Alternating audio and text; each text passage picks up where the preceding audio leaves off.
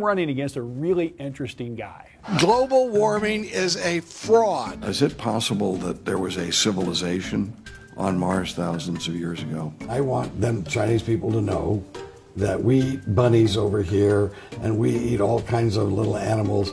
I don't blame them for eating dog. Dana Rohrabacher.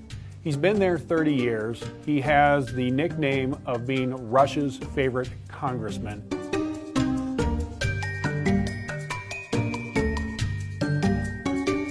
He is the only congressman who has been investigated by Mueller, and he apparently has a code name with the Kremlin. I do not have a code name. He's gone on record as saying that homeowners should not have to sell their homes to gays and lesbians. They should not be forced to do business with those who they think are involved with immoral acts.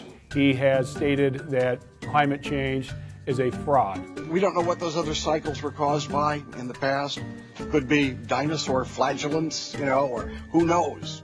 He has suggested that the way to deal with undocumented individuals in America is to deport all of them, even dreamers who served in our military, no exceptions. Deport all of them, and then charge anybody that wants to come back into the U.S. as a citizen $1 million to help pay for the wall Trump wants. So I'm going against, clearly, one of the biggest extremists we have seen in politics in some time.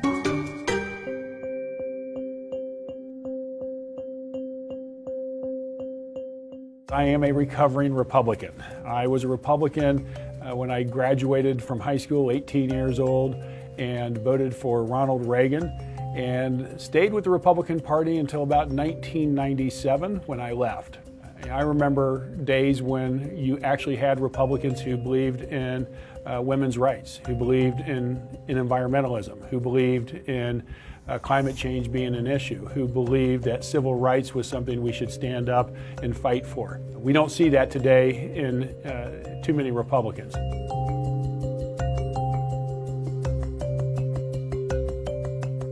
It is estimated by 2050 that there will be 200 million climate change refugees around the world. That's just 32 years from now. And that will be the biggest migration of humans since World War II. It's the #1 threat as determined by the Department of Defense. We recognize that this is an issue that we have to address, but it's also an opportunity because we have to address it. And that means there's going to be new industries and jobs created by those countries and those areas that fight to take on climate change. There's a recent study by Stanford University that showed by moving from fossil fuels to renewables, you would eliminate approximately 7 million premature deaths per year due to pollution. You would increase millions and millions of additional jobs and reduce overall costs globally by trillions of dollars that are being incurred because of climate change. The opportunity to address it by creating new jobs and new industries while saving our planet is all a good reason for us to tackle this huge issue. Often you hear it's always the most important election. This time it is. We've got an opportunity, but to execute that opportunity, you've got to register and you've got to vote.